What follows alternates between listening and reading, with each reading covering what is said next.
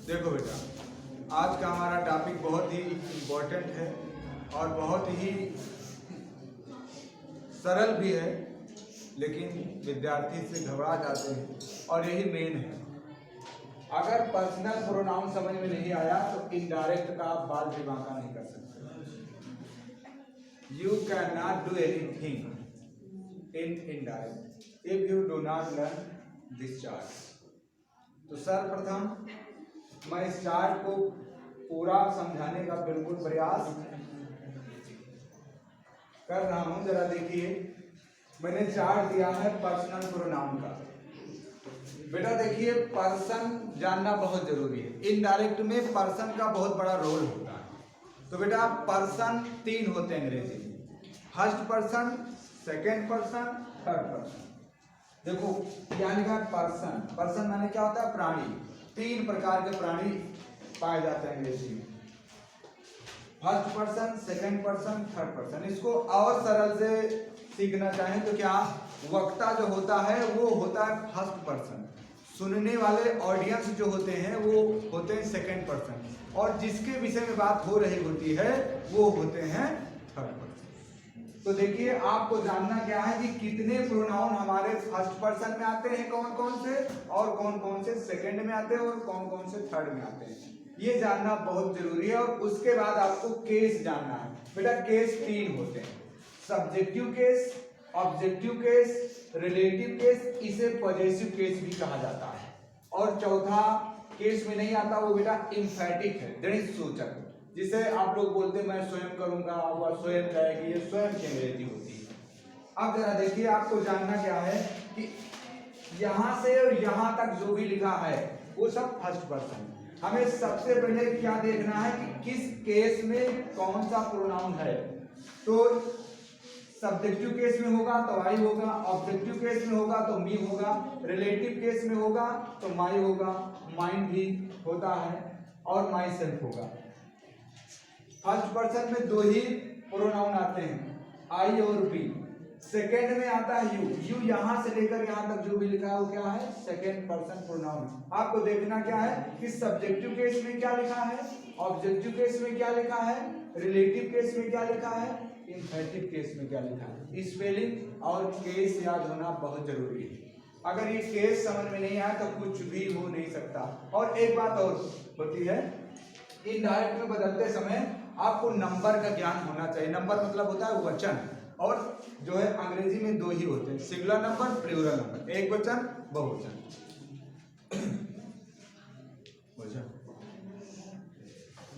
और देखो नंबर बेटा, जहां भी आई शब्द लगा रहेगा, मी शब्द लगा रहेगा, माई या माई लगा रहेगा, वो बेटा एक ही व्यक्ति के लिए लगा होगा, यानी सिंगुलर नंबर ही रहेगा। और अगर जेंडर की बात करें तो जेंडर बेटा 4 होती है अंग्रेजी में, कॉमन जेंडर, सॉरी बेटा मैस्कुलिन जेंडर, कॉमन जेंडर, और जो है feminine gender, neutral gender. 4 gender होती है। तो देखिए कैसे समझोगे कि जेंडर ये किस जेंडर में होता है, क्या होता है क्या नहीं। अब जरा देखिए, आई का यूज महिलाओं के लिए भी होता है और जो है पुरुषों के लिए भी होता है। इसका मतलब जो शब्द दोनों जाति के लिए यूज हो वो क्या होगा बेटा, कॉमन होगा। अब यहाँ देख रहे हो, आई का शब्द हम लड़कियों के लिए भी बोलते हैं, लड़कों के लिए भी। जैसे लड़कियां भी बोलती मैं पानी पीती हूँ, लड़के भी बोलते हैं मैं पानी पीता हूँ। सबकी इंग्लिश आई ही लगाई जाती है, इसलिए वो कॉमन होगा। बी भी कॉमन है और यू भी कॉमन है। हम गर्ल्स के लिए भी क्या बोलते हैं, तुम सुनो, लड़कों के लिए भी तुम सुनो, यानी यू ही इंग्लिश का यूज किया जाता है। अब जरा बात करें थर्ड पर्सन की, तो थर्ड में ही, सी, इट, दे आता है। ही, सी, इट, दे या फिर कोई नाउन भी हो सकता है। अब जरा इनके केसों को आप ध्यान रखेंगे। अब ये जहां ही शब्द लगा होगा वो बेटा क्या होगा, मैस्कुलिन जेंडर यानी पुल्लिंग के लिए लगा होगा, और जहां सी लगा होगा वो लगा होगा फेमिनिन जेंडर, स्त्रीलिंग, और जहां इट का यूज हुआ रहेगा वो होगा बेटा न्यूट्रल जेंडर, और जहां दे लगा रहेगा वो रहेगा कॉमन जेंडर। न्यूट्रल जेंडर के लिए भी और मैस्कुलिन फेमिनिन के लिए भी यूज किया जाता है। तो चार्ट लगभग आप लोगों को समझ में आ गया होगा। अब बात क्या है कि इसे इनडायरेक्ट में किस प्रकार बदलते हैं। तो देखिए ऊपर टॉपिक पे बेटा मैंने लिख दिया है असर्टिव सेंटेंस सकारात्मक। वो 5 प्रकार के सेंटेंस होते हैं जो इनडायरेक्ट में बदले जाते हैं। पहले का नाम है असर्टिव सेंटेंस, जिसकी हिंदी होती है सकारात्मक वाली। बेटा हमेशा ध्यान रखो कि यदि रिपोर्टेड स्पीच में, नोट करो बेटा, यदि रिपोर्टेड स्पीच में असर्टिव सेंटेंस दिया हो, यदि रिपोर्टेड स्पीच में असर्टिव सेंटेंस दिया हो तो निम्नलिखित, तो इनडायरेक्ट बनाते समय निम्नलिखित परिवर्तन किया जाता है, किया जाता है। पहली बात बेटा क्या, अब हमें जानना है कि यानी असर्टिव सेंटेंस होता क्या है, कैसे पहचानेंगे, how to recognise assertive sentence. तो बेटा असर्टिव के अंतर्गत 2 प्रकार के वाक्य आते हैं। पहला है क्या चीज, अफर्मेटिव, और दूसरा है नेगेटिव। अगर रिपोर्टेड स्पीच में आपको अफर्मेटिव नेगेटिव मिले तो आप तुरंत समझ जाना कि ये वाक्य हमारा असर्टिव है और इसमें रूल क्या फॉलो होगा जो मैं आपको बताने जा रहा हूँ। बेटा अगर रिपोर्टेड स्पीच, अब आप जान लें कि क्या है रिपोर्टिंग स्पीच और क्या है रिपोर्टेड स्पीच। जो डबल इन्वर्टेड कामास के अंदर होती है वो रिपोर्टेड स्पीच, और जो डबल इन्वर्टेड कामास के बाहर होती है वो होती है रिपोर्टिंग स्पीच। इसका ज्ञान होना बहुत जरूरी है। बेटा अगर रिपोर्टेड स्पीच में असर्टिव सेंटेंस दिया है तो उसके लिए क्या करते हैं, सबसे पहले रिपोर्टिंग स्पीच के वर्ग, इसको रिपोर्टिंग स्पीच के वर्ग सेट 2 को तब तक हम टोल्ड में लिखते रहते हैं जब तक रिपोर्टेड स्पीच का सेंटेंस हमारा असर्टिव सेंटेंस होता है। सेट 2 को टोल्ड में, और बेटा टेल्स 2 को, बेटा सेज 2 को टेल्स में बदलते हैं, और से 2 को टेल में बदलते हैं। बेटा अगर सैड आएगा तो सैड सैड ही रहेगा,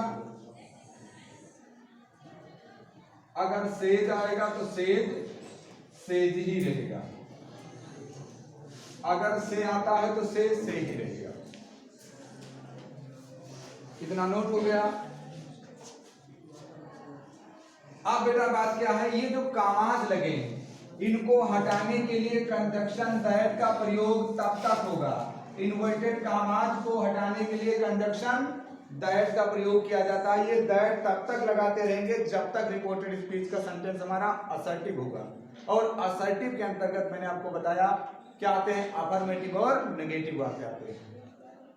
इतनी बात समझ में आ गई होगी, ले लीजिएगा स्क्रीनशॉट और देखिए।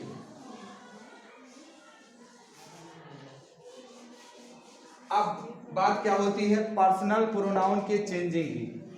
अगर बेटा रिपोर्टेड स्पीच में तुम्हारा फर्स्ट पर्सन प्रोनाउन दिया गया है, क्या दिया गया है, फर्स्ट पर्सन, कहां पर, रिपोर्टेड स्पीच में, यानी फर्स्ट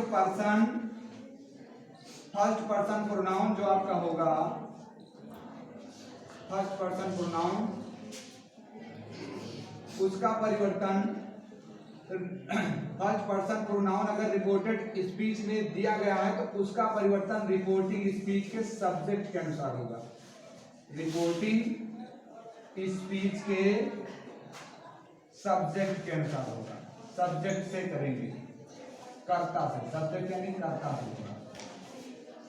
और यदि बेटा रिपोर्टेड स्पीच में सेकंड पर्सन प्रोनाउन दिया गया, सेकंड पर्सन प्रोनाउन, अब आप लोग समझ लेना, उसके बाद इसका परिवर्तन रिपोर्टिंग स्पीच के ऑब्जेक्ट के अनुसार किया जाता है, इसको ऑब्जेक्ट से बदला जाता है, यानी कर्म से बदला जाता है। और यदि बेटा थर्ड पर्सन दिया हो, रिपोर्टेड स्पीच में थर्ड पर्सन प्रोनाउन आया हो, third person pronoun no change, वो बदला नहीं जाता, वो सेम ही रहता।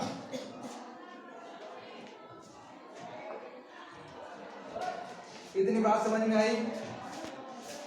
फर्स्ट पर्सन प्रोनाउन यदि रिपोर्टेड स्पीच में दिया गया है तो उसका परिवर्तन रिपोर्टिंग स्पीच के सब्जेक्ट के अनुसार किया जाएगा, अर्थात सब्जेक्ट से किया जाएगा। अगर सेकेंड पर्सन दिया गया है तो रिपोर्टिंग स्पीच के ऑब्जेक्ट से किया जाएगा, थर्ड पर्सन दिया गया है तो वो नहीं बदला जाएगा। अब जरा देखिए कुछ एग्जांपल्स हमने ब्लैक बोर्ड पर लिखे हैं, इनके माध्यम से मैं और आपको अच्छे से समझाने का प्रयास कर रहा हूँ। बेटा ये केस आपको याद होने चाहिए, सेंटेंस में देखते ही मालूम हो जाना चाहिए कि ये किस केस में लिखा है। अब जरा देखिए मैंने क्या कहा कि यदि रिपोर्टेड स्पीच का सेंटेंस तुम्हारा क्या है, असर्टिव है, तो रिपोर्टिंग स्पीच के वर्ब सेट या सेट टू को किसमें बदलोगे, टोल्ड में। तो ही टोल्ड मी हो जाएगा। इन्वर्टेड कामाज को हटाने के लिए कंजक्शन दैट का प्रयोग तब तक कीजिएगा जब तक रिपोर्टेड स्पीच का सेंटेंस तुम्हारा असर्टिव होगा। आप जरा देखिए बेटा, यू तुम्हारा कैसा पर्सन है, सेकंड पर्सन है। देखिए लिखा है कि नहीं, सेकंड पर्सन। और इसका परिवर्तन मैंने कहां से बताया, रिपोर्टिंग स्पीच के ऑब्जेक्ट से। तो बेटा रिपोर्टिंग स्पीच का ऑब्जेक्ट तुम्हारा कौन है, मी। तो यू का परिवर्तन मी से होगा। एक बात और ध्यान रखिएगा, ये जिस केस में होगा अर्थात सब्जेक्टिव केस में होगा तो इनका सब्जेक्टिव फॉर्म ही यहाँ लगेगा। अगर ये ऑब्जेक्टिव फॉर्म में है तो इनका ऑब्जेक्टिव फॉर्म ही यहाँ लगेगा, ये बात ध्यान रहे। अब जरा देख रहे हो यू लिखा, यू तुम्हारा सब्जेक्ट के स्थान पर है और इसका परिवर्तन किससे हो रहा है, मी से। तो जरा देखिए मी तुम्हारा ऑब्जेक्टिव केस में है तो मी का सब्जेक्टिव केस क्या होता है, आई होता है। तो यहाँ बेटा क्या लिखेंगे, आई लिखेंगे। अब टेंस की बात करें तो किस टेंस का वाक्य, प्रेजेंट इंडेफिनिट टेंस का, ये बदल के जाएगा पास्ट इंडेफिनिट टेंस में। तो बेटा टीच का क्या हो जाएगा, टीच का सेकंड फॉर्म होता है टाट, तो आई टाट। फिर उसके बाद बेटा कौन आया, माई। और माई आपका कैसा है, फर्स्ट पर्सन प्रोनाउन है। देख लो बेटा फर्स्ट पर्सन प्रोनाउन है। रिपोर्टेड स्पीच में आया हुआ फर्स्ट पर्सन प्रोनाउन सदा रिपोर्टिंग स्पीच के सब्जेक्ट के अनुसार बदला जाता है। अब जरा देखिए यहाँ माई लिखा है और माई का परिवर्तन ही से होगा, किससे होगा, ही से होगा। अब यहाँ माई लिखा है बेटा, माई का परिवर्तन किससे होना है, ही से होना है। और माई तुम्हारा किस केस में लिखा है, रिलेटिव केस में लिखा है बेटा। किस केस में, रिलेटिव केस में। तो जरा देखिए माई जब ही से चेंज होगा तो ही का रिलेटिव केस क्या होता है, हिज होता है। तो बेटा यहाँ क्या लिखेंगे, हिज लिखेंगे, हिज शन। इस प्रकार से आप पहले सेंटेंस को बड़ी आसानी से इनडायरेक्ट में बदल दिए। अब जरा सेकंड वाक्य देखिए, लिखा है सी सेड टू है, सीधा बेटा टोल्ड लिखा जाएगा, टोल्ड हिम। अब इन्वर्टेड कामाज को क्या करने के लिए, निकालने के लिए अर्थात जो है हटाने के लिए क्या लगाएंगे, दैट लगाएंगे। अब जरा देखिए दैट के बाद फिर सेम प्रक्रिया, आई आया है, आई तुम्हारा फर्स्ट पर्सन है, आई का परिवर्तन कहां से होगा, रिपोर्टिंग स्पीच के सब्जेक्ट से इसी से होगा। तो आई तुम्हारा सब्जेक्टिव केस में लिखा है, इसका परिवर्तन सी से हो रहा है, तो सी बेटा ऑलरेडी सब्जेक्टिव में है। तो यहाँ बेटा क्या लिख देंगे, ये बेटा जिस केस में रहेंगे इनका वही केस ही यहाँ क्या हो जाएगा, कॉपी हो जाएगा। और उसके बाद किस टेंस की बात है, प्रेजेंट इंडेफिनिट नेगेटिव सेंटेंस। तो यहाँ पास्ट इंडेफिनिट टेंस में चला जाएगा तो बेटा डिड नॉट हो जाएगा, डिड नॉट कॉल। अब बेटा फिर योर आया, योर तुम्हारा कैसा पर्सन है, देखते चलो अन्यथा भूल जाओगे। Your second person, second person pronoun की चेंजिंग रिपोर्टिंग स्पीच के ऑब्जेक्ट से। अब बेटा योर की चेंजिंग हिम से होना है और योर तुम्हारा रिलेटिव केस में लिखा है, होना हिम से है। तो हिम का रिलेटिव केस क्या होता है लल्ला, हिज। तो बबुआ यहाँ क्या लगाएंगे, हिज। अब उसके बाद लिखेंगे हिज सन टू। आप जरा बेटा देखो मी, मी तुम्हारा फिर से आ गया फर्स्ट पर्सन और किस केस में, ऑब्जेक्टिव केस में। इसका परिवर्तन भी कहां से होगा, सी से होगा। तो देखिए जरा, हाँ सी से होगा। तो सी का ऑब्जेक्टिव केस क्या होता है बेटा, हर होता है। तो यहाँ क्या लगा देंगे, हर। कोई समस्या, बिल्कुल बदल रहे हो ठीक से। अब जरा देखिए तीसरा वाक्य, अब बेटा लिखा है they told her, they told her. अब जरा देखिए बेटा they told her that, that हम तब तक लगाएंगे बेटा जब तक रिपोर्टिंग स्पीच का सेंटेंस हमारा असर्टिव होगा। अब जरा देखिए यू तुम्हारा फिर आ गया second person, second person pronoun की चेंजिंग कहां से करना है, रिपोर्टिंग स्पीच के ऑब्जेक्ट से। तो ऑब्जेक्ट आ गया बेटा हर, हर से परिवर्तन होगा यू का। तो जरा देखिए हर का रिलेटिव केस क्या होता है, सी, क्योंकि बेटा यू तुम्हारा सब्जेक्टिव केस में है तो हर का सब्जेक्टिव केस ही लगेगा। तो क्या लगाया हमने, सी। और 21 टेंस की बात है, प्रेजेंट इंडेफिनिट टेंस की बात है, ये चला जाएगा पास्ट इंडेफिनिट टेंस में, तो उसमें भी नेवर का यूज होता है, लेकिन क्रिया की सेकंड फॉर्म का प्रयोग किया जाता है। तो ये सी जो है बेटा क्या हो जाएगा, सा हो जाएगा। फिर से आ गया, फिर से धमाका, किस फर्स्ट पर्सन का। अब जरा देखिए माई का परिवर्तन किससे होगा बेटा, रिपोर्टिंग स्पीच के सब्जेक्ट से होगा। और यहाँ बेटा क्या लिखा है, दे लिखा है, यहाँ क्या लिखा है, दे लिखा है, लेकिन यहाँ थोड़ा मिस्टेक हुआ बेटा, यहाँ दे नहीं, यहाँ होना चाहिए अस। समझ गए बेटा, यहाँ क्या होना चाहिए, अस, मिस्टेक हो गया था। अस भी तुम्हारा फर्स्ट पर्सन है, दिक्कत की कोई बात नहीं, समझ गए। इसका भी परिवर्तन रिपोर्टिंग स्पीच के सब्जेक्ट या निर्देश से होगा। तो अस तुम्हारा किस केस में है, ऑब्जेक्टिव केस में, और दे से हो रहा है, तो दे का ऑब्जेक्टिव केस क्या होता है बेटा, देम होता है। तो यहाँ एक मिनट बेटा, यहाँ आवर होगा, सॉरी बड़ी मिस्टेक हो रही है, रिलेटिव केस में लाना होगा। ये क्या बेटा, आवर है, आवर का परिवर्तन दे से होगा, तो दे का रिलेटिव केस क्या होता है, डियर होता है। तो यहाँ हम क्या लगाएंगे, THEIR,